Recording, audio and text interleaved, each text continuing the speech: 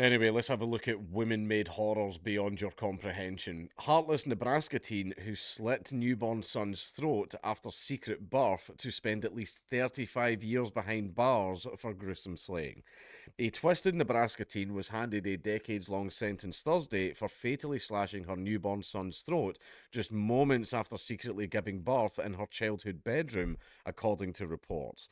Chloe Copeland Anderson, 18, will spend the next 35 to 60 years behind bars after pleading no contest to second degree murder for the heartless killing, according to the Nebraska Attorney General's office. Prosecutors said the cold hearted teen, who was 16 years old at the time, delivered the baby boy in secret at her Gordon home before retrieving a knife from the kitchen on November the 6th, 2023. Demon. That's a demon. You can always tell with the eyes. The new mum, who hid her pregnancy from her parents, hurried back to her bedroom where she slit the just-born baby's throat, according to an arrest affidavit obtained by People. Police arrived at the home after the teen's father reported that the baby wasn't breathing, telling the responding officer the child was stillborn and it was too late to save him, court docs showed. So was the father trying to cover for her? Looked like the father was trying to cover for her there. The officer rushed to the teen's bedroom where her distraught mother, who spotted marks on the slain baby, said her daughter was responsible for the infant's death. Good mum. Both parents also told the cop they saw their cruel child remove a knife from the kitchen earlier that day, the affidavit stated.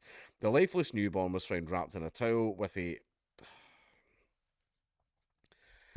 hacked windpipe and multiple stab wounds on the left side of his chest, according to court records reported by KOLN.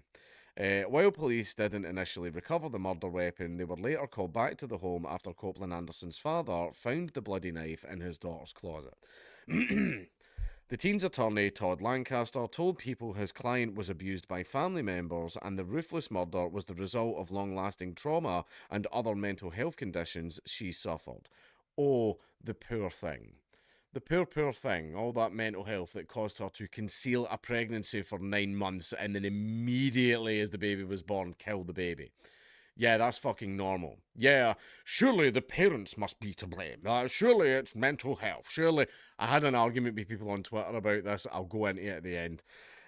Lancaster also claimed the teen was impregnated by a 19-year-old at age 15. Again, I am blaming the parents slightly for not keeping an eye on keep an eye on what your kids are doing. Right, but however, I'm not blaming the parents for the baby murder. I'm definitely not blaming them for that. Copeland Anderson, who could be at least 76 years old when she walks free, has already served nearly 2 years behind bars. Her time in lockup was put towards her sentence, the outlet reported. Now, I don't know if y'all know this, but baby killers in women's prison are not treated well. She is going to be targeted the entire time. If she makes the 35 years, that is going to be a hell on earth for her. You know, if she makes it, because, some inmates, well, Now, I had people online that were trying to blame the mental health part of things. Right, now, let me go into it. Basically, a guy says, oh, she didn't deserve that 35-year sentence. Like, her mental health should have been taken into consideration. And I retweeted it saying, if you kill a baby, you get dragged to the nearest tree. That's it. I don't care. I don't care. You get dragged to the nearest tree. Oh, but what about the mental health? Or what if the person was schizophrenic? And blah. Yep, and that's a shame. That is an absolute shame that they were rolled a bad hand and they get schizophrenia when they were born. However, to keep society, people, and most of all babies, the things that we as a community should be protecting the most, in order to protect all of them, sorry.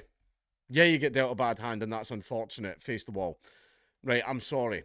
Right, it comes to a point where drastic measures have to be taken to protect the most vulnerable in our society.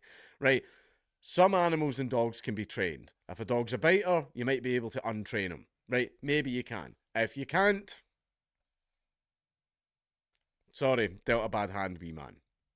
That's just the way it is. I'm sorry. Right, now, there are some people that can be reformed. Like, basically, me, when I was younger, I got into a lot of fights. I did a lot of drugs. No, I wasn't like a junkie or anything like that. I really liked ecstasy. That was my thing back then. But basically, I now no longer do any of that. I'm still prepared to fight if needs must, but I don't immediately start throwing punches like a little fucking idiot like I used to back in the day. I attempt to diffuse the situation first. I make every effort to diffuse the situation. If it cannot be diffused, then you know, things happen, right? So basically, there's reform. There are people, I like the people that now work in drug addiction who used to be addicts themselves. They were in and out of prison when they were younger, they were hopelessly addicted. Now they're completely reformed, and now they actually work with the social services to help other people that are in addiction. That is great. That type of person can be reformed. It is, in fact, possible. Baby murderers who literally murder a newborn 5 minutes after the newborn's been born, I'm sorry, that cannot be fixed.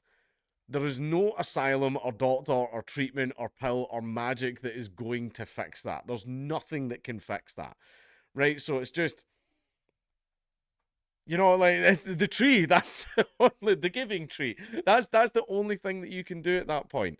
Right? It's just, I'm sorry, but see that is a fucking demon, right? I don't. Oh, but they had a bad upbringing. Is it okay?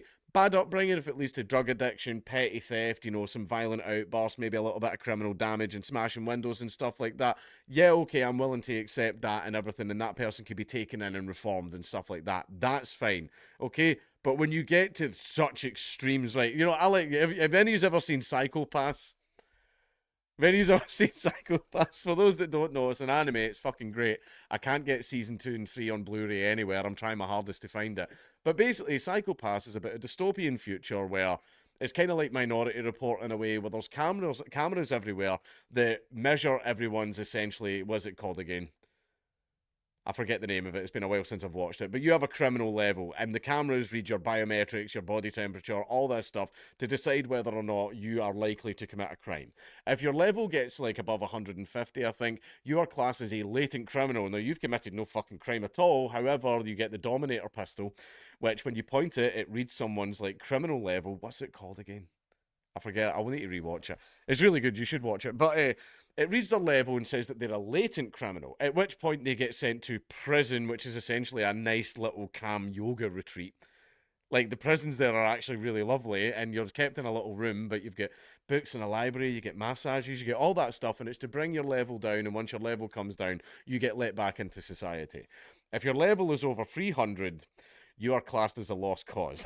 Right? There's no fixing you, and the Dominator pistol goes, Dominator, lethal mode, authorized it, and then the gun shoots you and you swell up and explode. I have no fucking idea why that's in there. I have no idea. Because see the cops that keep shooting that and witnessing the horror of people swelling up and exploding, that over time has a psychological effect on them, and eventually their level climbs up higher, and the police force keep going, why are all of our officers turning into latent criminals? Give them a normal fucking gun, or let them just handcuff them and let someone else fucking do the execution. That's why it keeps happening. It's a great anime. You should watch it. But basically, that's what should happen with people like this. There has to come a certain level.